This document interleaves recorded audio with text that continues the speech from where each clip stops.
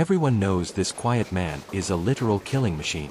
But some people are still stupid enough to mess with him. And today, they're about to find out exactly why that was their last mistake. The story begins with Frank. He isn't just any hitman, he's one of the most dangerous and professional killers on the planet. He lives by a strict routine and never misses a target. His latest mission takes him to a newspaper building in the dead of night. He knocks on the back door, and the second it opens, he puts a bullet through the guard's head. The sound of gunfire brings out a small army of goons, but they're no match for a pro. Frank moves like a ghost, dropping every man in the building until the floor is covered in bodies. He walks over to a table, secures a briefcase, and disappears into the night. The next morning, Frank meets with his boss. The boss tells him he's been working too hard and needs a vacation. But there's a catch. He has one final job before Frank can disappear. He hands over a file, and when Frank opens it, he sees a picture of a beautiful girl. Frank immediately pushes back. He has rules. He doesn't kill women or children. But the boss clears things up quickly. This isn't a hit, it's a kidnapping. The girl is the daughter of a rival, and the boss just wants to scare her. Frank is still a little rattled from accidentally killing an innocent man the night before, but he accepts the contract. He takes the file and heads out to find his target. The girl's name is Marlene. Frank begins his surveillance, watching her every move. She leaves her house and drives to a flower shop before heading to the cemetery. As she stands by her mother's grave, we learn the tragedy of her life. Her father abandoned her when she was just a child, and now, her mother, the only person who truly cared for her, is gone too. Marlene is completely alone in the world. After paying her respects, she heads to her night job as a bartender. The bar is a rough place. Two guys try to flirt with her, but Marlene shut them down instantly. She's there to work, not to find a boyfriend. Later, another man tries to buy her a drink, but she gives him the same cold shoulder. When her shift finally ends, she walks out into the dark parking lot, but she isn't alone. The first two guys are waiting for her. They're bruised and angry, claiming she has no right to reject men like them. They corner her and start getting violent. But Frank is watching from the shadows. He steps out of his car and unleashes a brutal beating on both men until they scream and run for their lives. Frank notices Marlene is bleeding from a head injury. He offers to drive her home, and though she's hesitant, she eventually agrees. On the way, he suggests a hospital, but Marlene refuses. She's tired of cold, sterile places. Instead, she lets Frank into her apartment. As he carefully cleans her wounds, the weight of her lonely life finally breaks her, and she starts to cry. Frank is a master of violence, but he's clueless when it comes to emotions. He doesn't know how to comfort a woman, so he just sits there in the silence, a quiet protector in the shadows. When Marlene wakes up the next morning, she's surprised to find Frank still there. He didn't just leave her. She hands him a coffee, thanks him for saving her, and asks him out to a movie. Frank, who usually spends his time in dark alleys and shooting ranges, actually says yes. A few days later, they're sitting in a theater together, looking like any other couple. Afterward, they sit and talk under the night sky. Marlene opens up about her past, revealing that her father was a high-level criminal who abandoned them. Frank counters with a lie, telling her his parents died in a car accident when he was young. For the first time in his life, Frank feels a real connection. Someone is actually looking at him, not as a weapon, but as a man. They return to Marlene's place, and the tension finally breaks. They share a kiss that leads to an intimate night together. The next morning, Frank notices something miraculous. For years, his right hand has had a persistent tremor, a sign of the stress and blood on his soul. But as he looks down, his hand is perfectly still. Marlene is his medicine. He's realized the impossible. He's in love with his target. But reality hits hard. Frank remembers his mission. He's supposed to kidnap this woman, not love her. He rushes back to her apartment, heart racing, only to find the front door kicked in. The place is trashed. Frank draws his weapon, his combat instincts taking over. Inside, he finds another hitman named Felix, a cold-blooded killer who works for the same boss. Felix looks at him with a smirk and says the mission is already over.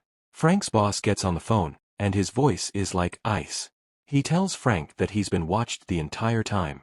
He knows Frank fell for the girl and went soft. A hitman can never fall in love, the boss growls. Because Frank is his best man, the boss offers him a deal: take a long vacation, disappear, and forget Marlene ever existed. If he clears his head and returns to work, all is forgiven. If not, there won't be a vacation, only a grave. Felix looks Frank right in the eye and twists the knife. He tells him that all his years of loyalty and professional hits don't mean a thing anymore. In their world, falling for a girl isn't a mistake, it's a betrayal. Felix tells him to vanish before the boss changes his mind about letting him live. But as soon as Felix walks away, Frank makes his choice. He's not going on vacation. He's going to war. He gears up and heads straight to the Lion's Den, the boss's estate. The guards at the gate aren't about to let a known traitor inside. Frank thinks fast and claims he's there for an urgent meeting with Felix.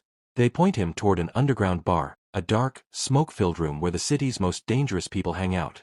Frank finds Felix and demands to see the boss, but Felix just laughs. He tells Frank the boss is busy in his office and has no interest in talking to a dead man walking. When Frank tries to push past, Felix doesn't hesitate. He lunges at Frank, using his massive size to overpower him.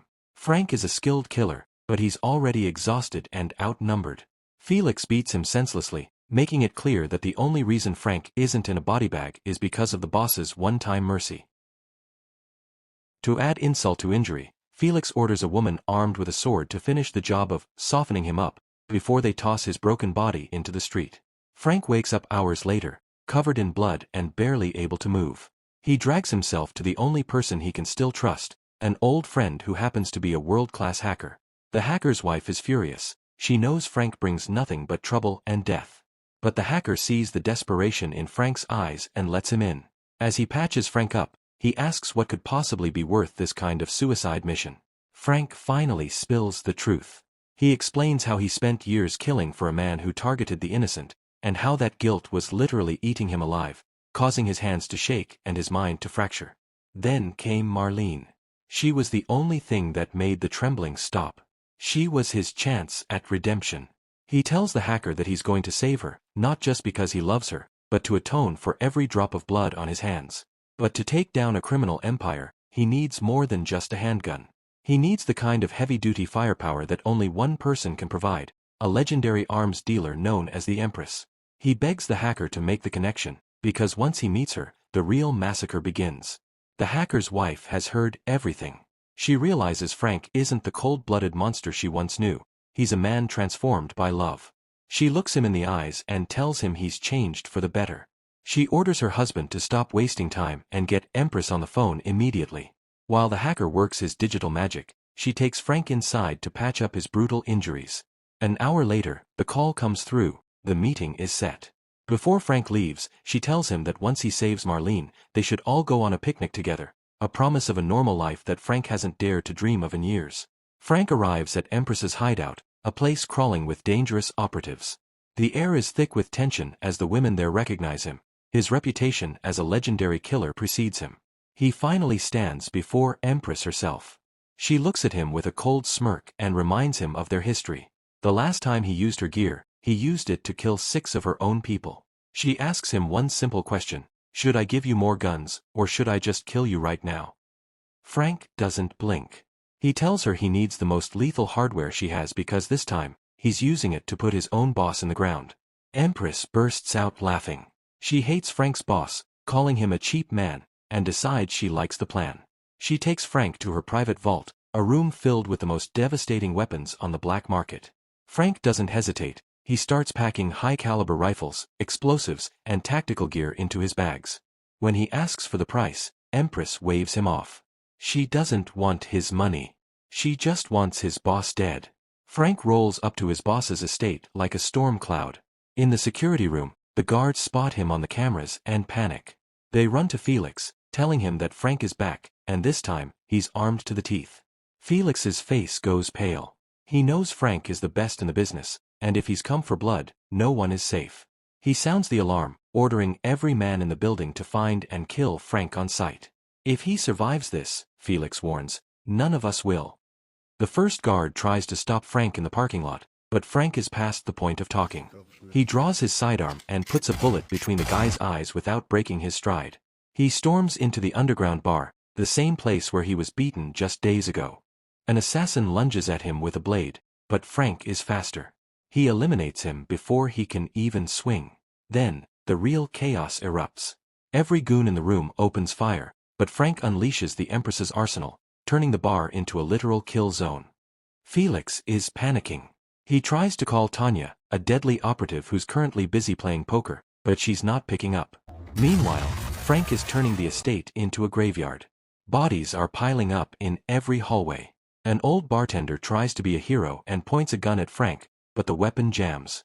Instead of wasting a bullet on the old man, Frank lets him run. He knows the bartender will lead him straight to the rest of the pack. Sure enough, the bartender stumbles into the private poker room, gasping for breath. The gamblers think it's a joke and start laughing, until Frank kicks the door open. The laughter stops as Frank starts dropping them one by one. When the return fire gets too heavy, Frank uses the bartender as a human shield to navigate the room. Once he finds his opening, he unleashes hell, wiping out the entire table in a matter of seconds. Felix sees the carnage on the monitors and realizes he can't handle this alone. He calls for every guard on the property to move to the basement and trap Frank. A small army floods the stairs, spraying bullets blindly into the dark. Frank doesn't flinch. He pulls a grenade from his vest and tosses it into the crowd. The explosion is massive, turning the basement into a tomb of smoke and fire. Anyone who survived the blast is picked off by Frank's precision shooting. He's moving like a predator, hiding in the shadows and striking before they even see his muzzle flash. Just as Frank thinks the floor is clear, a blade sinks into his shoulder. He spins around to find Felix's girlfriend, another trained killer. Even with a knife in his shoulder, Frank sticks to his code. He tells her he doesn't want to kill a woman, he just wants Marlene. But she isn't interested in talking. She lunges again, and the two engage in a brutal, close-quarters fight. Frank holds back, trying only to disable her. He shatters both of her legs, leaving her unable to stand. He gives her one last chance to lead him to Marlene. But she refuses to break. With a heavy heart, Frank is forced to finish her. Watching his girlfriend die on the security feed sends Felix over the edge.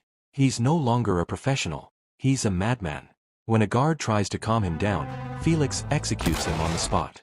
He grabs the intercom and his voice echoes through the halls, taunting Frank.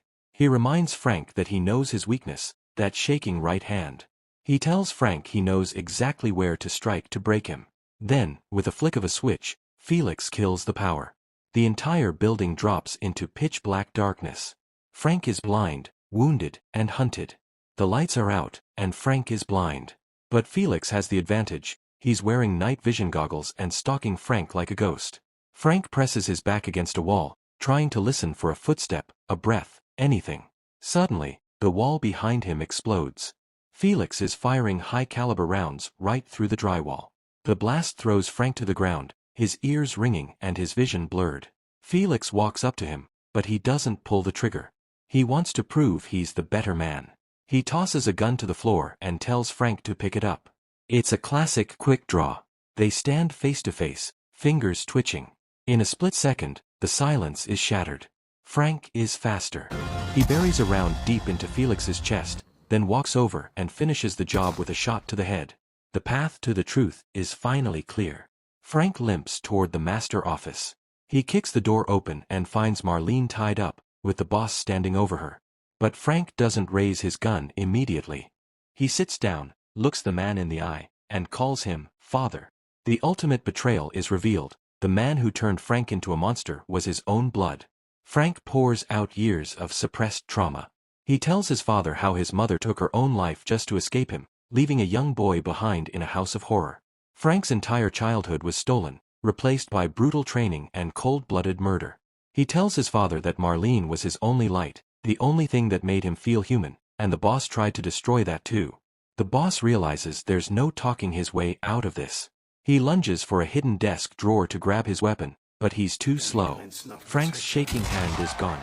His aim is perfect. He fires a single shot, ending his father's reign of terror once and for all. Frank cuts Marlene loose, and she collapses into his arms. The nightmare is over. They walk out of the estate, leaving the corpses and the fire behind them.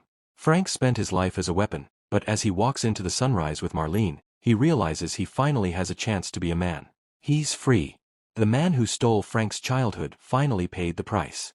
Was Frank right to end his father's legacy, or did he just become a different kind of monster? Let me know in the comments. Don't forget to subscribe for more. I'm Cinemaned, and we're just getting started.